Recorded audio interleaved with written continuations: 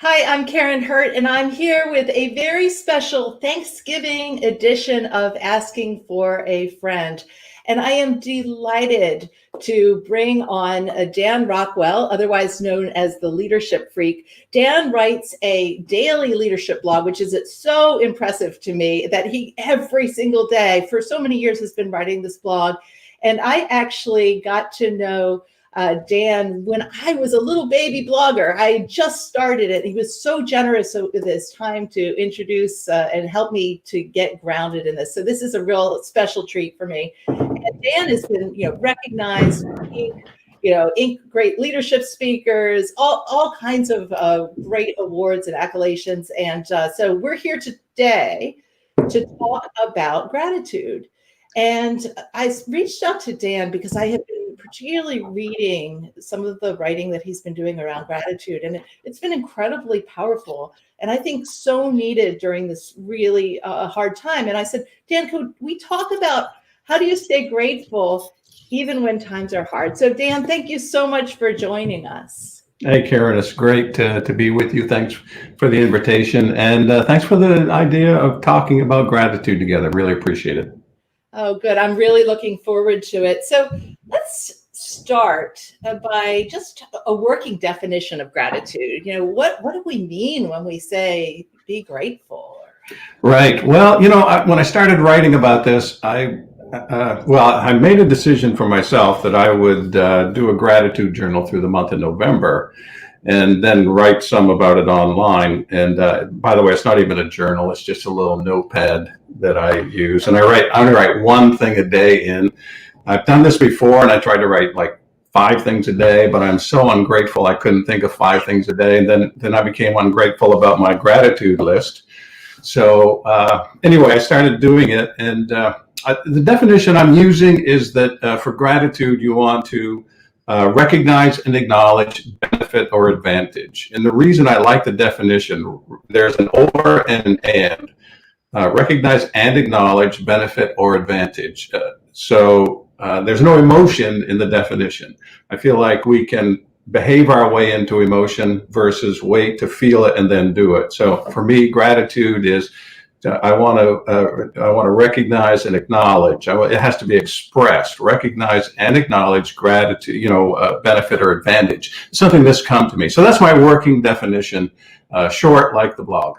I love it. So in one of your blogs, you talked about gratitude in 3 dimensions. And gratitude for, gratitude to, and gratitude in. Can you unpack each of those for us a little bit? Sure. So gratitude for, that's the simplest form. In other words, I'm looking around, I see something I'm grateful for, I see a benefit, I see an advantage, and I can be grateful for that. And I put in that because I can handle it. So in the morning, when I think about my gratitude notebook, I just try to think about something usually that I like. Gratitude too is important. That takes gratitude to another level. Really, gratitude from a leadership point of view has to be expressed. If you're not expressing it, it doesn't really matter. I mean, I want you to, it's good to feel grateful, but feeling grateful is not where leadership, the story ends. So gratitude too, and that means I want to say somebody's name, I want to speak directly to them, and I want to say, what they've done. And I can say how it benefited me, I can say how it benefited others, I can say how it benefited them, but most important is just to notice what they've done. The last part, gratitude in. Gratitude in helps me think about difficult times, hardships, being grateful in. I don't think we have to be grateful for terrible things. I don't think we have to be grateful for COVID. I don't think we have to be grateful for sickness, for an accident. But I think looking for and here's where the definition becomes useful, I think, and that is looking for benefit or advantage even in adversity or difficulty or hardship. And so when we look for that, we acknowledge it, then we can be grateful in even difficult circumstances. Oh, that's really powerful. I noticed that you were quoting Michael J. Fox, which was so interesting because I'm listening to his new book right now every time I'm taking a walk, and I talk about gratitude in adversity. Wow. He's had some challenges, right? And to maintain that attitude. What made you think about including him in your writing? Somebody mentioned Michael Fox to me. I think it might have been my wife. She mentioned something about Michael Fox, and maybe because I've been writing about it and I just started doing some searching. So I'm on YouTube a couple of times, and I thought, fantastic. You know, he's an optimist anyway, and boy, what he had to say was really great. Yeah. Yeah, it's interesting to me. I've been having a lot of conversations with senior leaders over the last year where there seems to be a growing frustration of, hey, people should be grateful for me too. I'm doing all this work to show, do recognition of my team and do appreciation of my team. And I am like, I need it. And, Yes. so I wonder if you're seeing that too, that, you don't outgrow the need for, appreciation. Absolutely not. We don't outgrow it. And I think, what do you say? What do you say to people when they're saying, you know what, I need gratitude too. I need people to be great. What are you saying? I'll share, and then I'm curious what you're saying. So, one is, I think you should not be afraid to ask for it. So to have a conversation, and say, this is important to me, and I'm trying to do this for my team. And I it's funny. I have this little thing called Little Bear. It talks to you, and so so it will repeat back. And sometimes I'm like, David, I just need you to be Little Bear. Just tell me I'm doing a good job. But I think sometimes you do need that, and to not, just like anything else, if you needed more direction from your boss, you would have to ask for that. I had a woman on my team. I'm sure she's listening now, Louisa, and she said, Karen, this is what I'm needing. I'm needing more of this. That's good. That's the most important thing I would want my people to tell me what they're needing and what they're missing. Mm-hmm. Yeah. I love that. Those are brilliant. Those are brilliant. I like to think about triggers for gratitude because I tend to be on the dark side. I'm not naturally bubbly and, whatever, so I have to say the truth.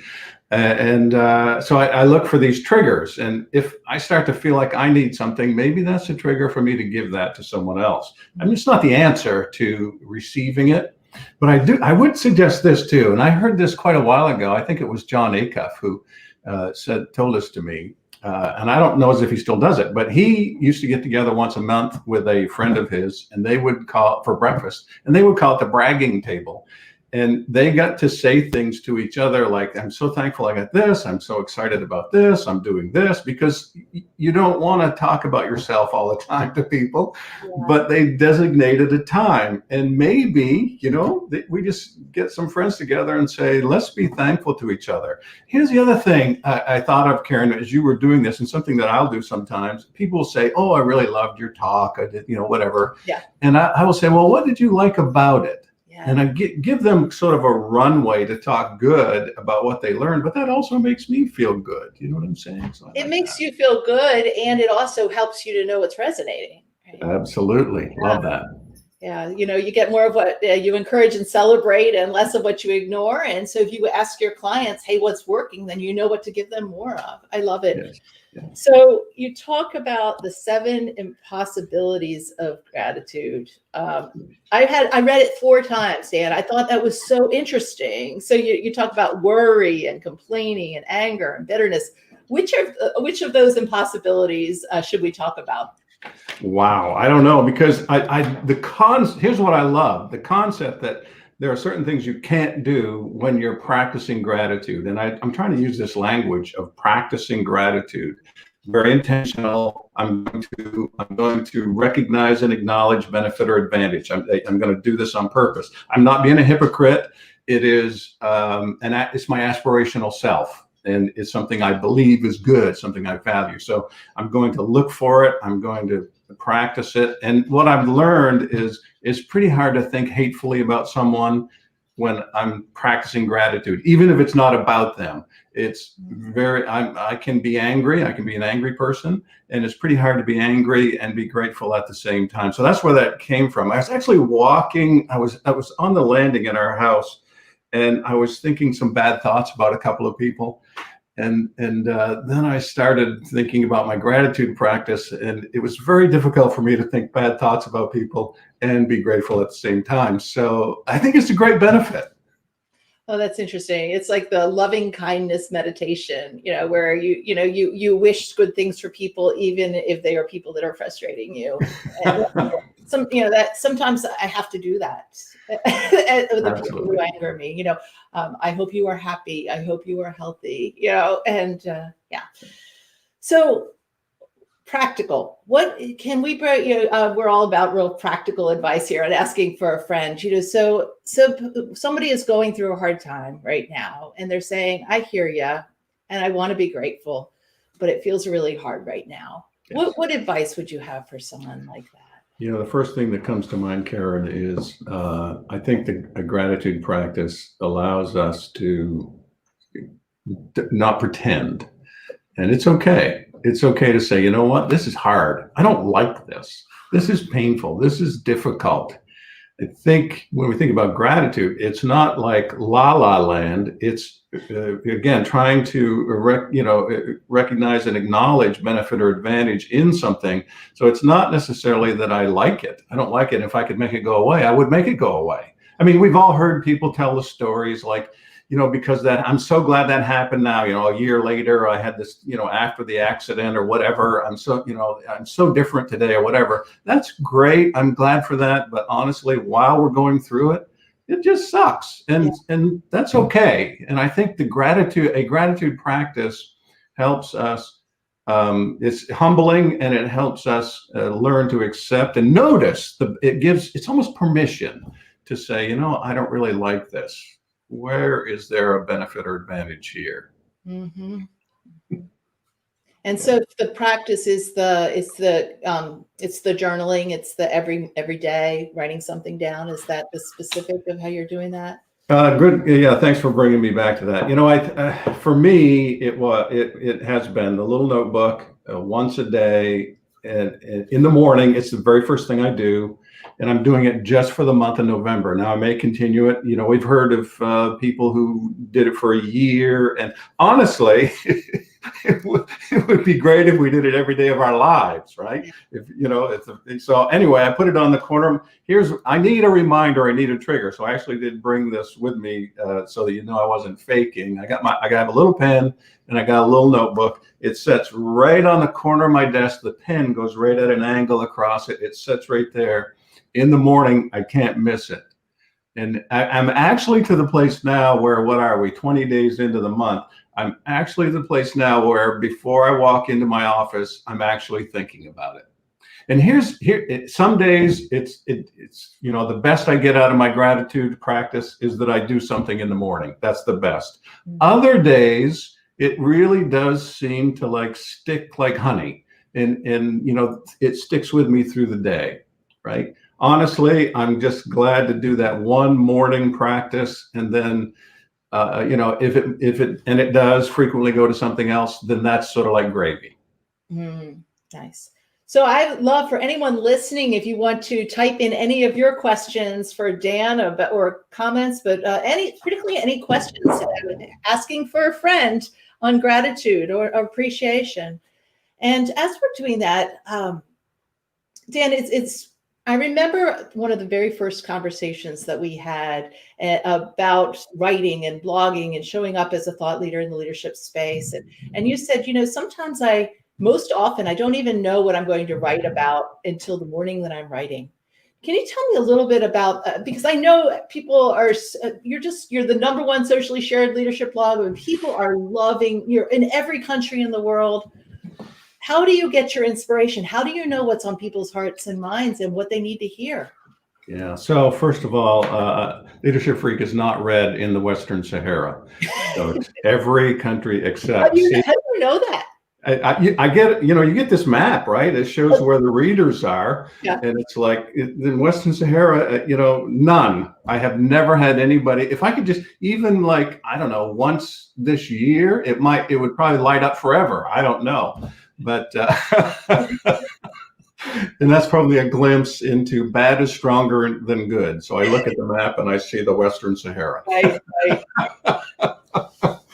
So I get up and I have changed some, Karen, since the beginning, Okay. and I'm trying to get a blog post done the day before. Okay. I think it helps a little bit. I like what comes out a little more.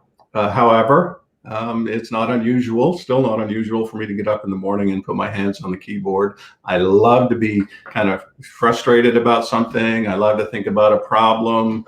I wrote about don't be so talkative, I think, today. And I spoke, as a coaching client, I spoke to a coaching client. I said, hey, I just want you to know I'm going to use our conversation as an inspiration. It's going to go beyond our talk, but he's trying to learn to talk less. So the inspiration comes from conversations. It comes from, like you do, I listen to books, I'm reading, I listen to my frustrations. I'm trying to solve my problems. So that I would say this. I mean, I think for the writing part, I tend to think about what I want to read, not what someone else wants to read. And that was really an accident from the beginning, but I just put it on the page the way I want it. And I'll ask people who ask me about blog writing, how did you feel when you wrote that? And most often they don't feel anything. And I said, well, don't expect your audience to feel anything either. Right. So what are you feeling? What's going on? Where are your joys, excitements? What interests you? And I'm I'm talking about being thankful. I'm so thankful for that. It is not a burden to me. I get up in the morning and I love doing it. I'm thankful for the opportunity. Nice, nice. Okay, we have some questions that have come in. So Laura Bruck says, asking for a friend, what is one simple thing we can all do today to start to make gratitude intentional? Yes. Are you going to answer that, or am I going to answer that? You are. I am. Okay.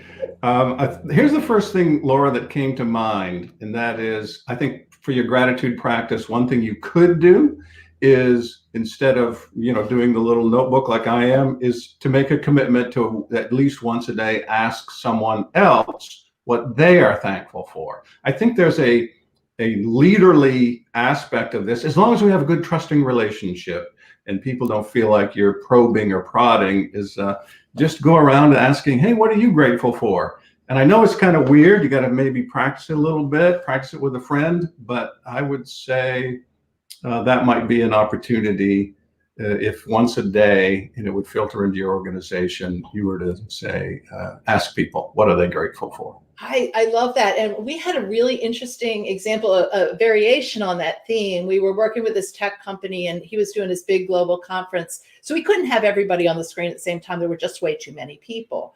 But as he was hosting it throughout this couple-day conference, he and people knew he was going to do this. But he said, all right, well, now I'd like to bring Dan up on the screen. Dan, will you join me? Right. And so now it's the two of them. He says, what has been your source of strength during this time?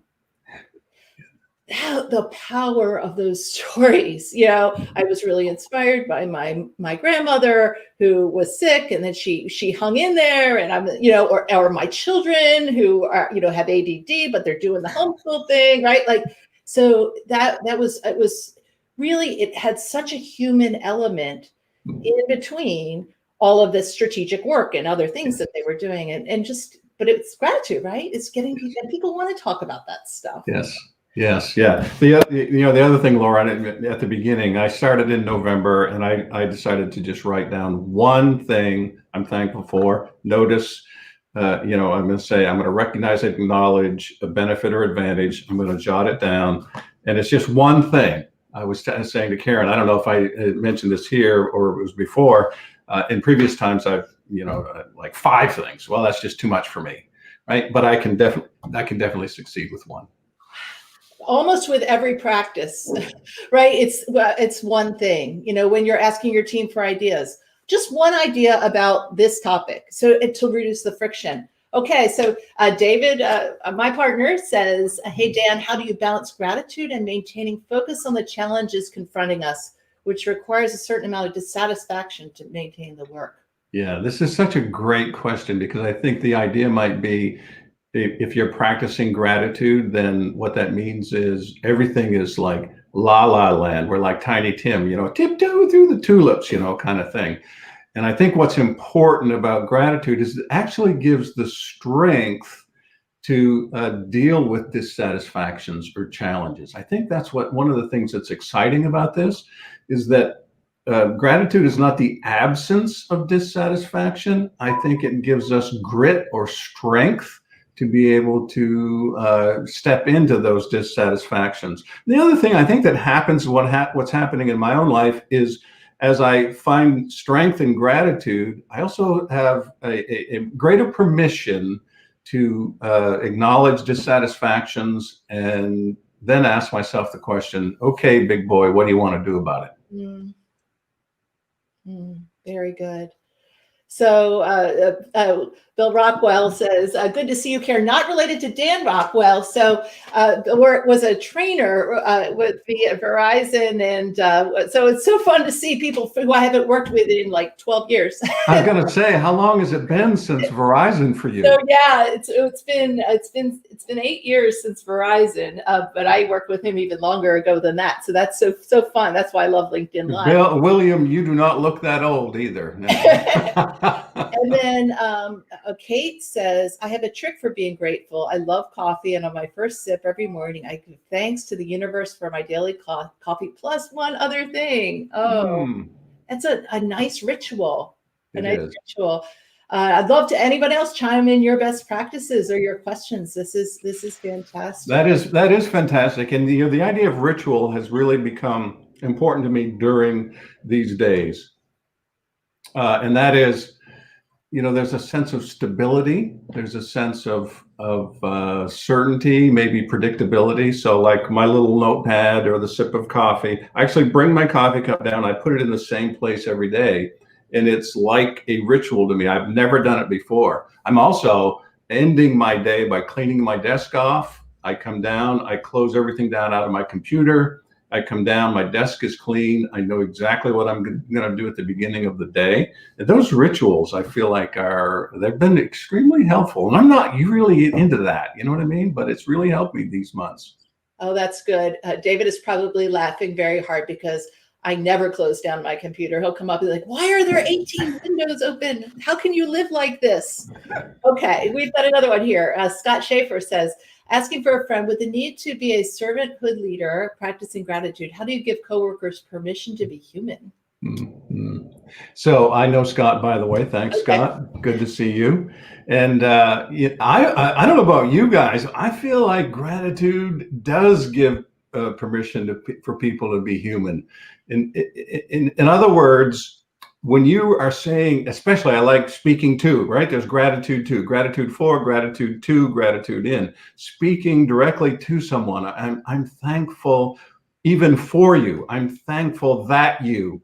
I think those things are like foundational to helping people. But honestly, Scott, I know also sometimes people are a little, they're fearful, right? And that's a slow process. But that's the first thing that comes to mind.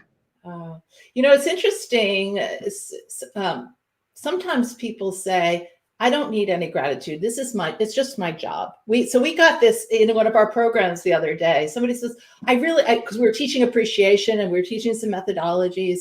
And he said, yeah, how do I know how to recognize someone who says that they don't need it? Mm-hmm. I'm curious how you would answer that question. Yes. I'm going to work under the assumption that everybody needs to have their work acknowledged. It's true. Sometimes introverts especially don't like to be mentioned in front of others. So we need to understand, when we express gratitude, how to do it and in the place that it needs to be done. As I'm talking this to you, I'm also thinking about it's really, really important to do it timely.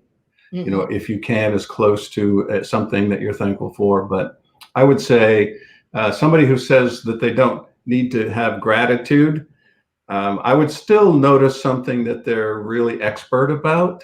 And they may not like, hey, thanks for showing up today. You know what I mean? But if you recognize, and I actually had a person on my team who was like this, but I would tell you that those few times, occasionally, it might be just 2 or 3 times a month, that I noticed something where he was really excelling, he certainly appreciated it. Yeah.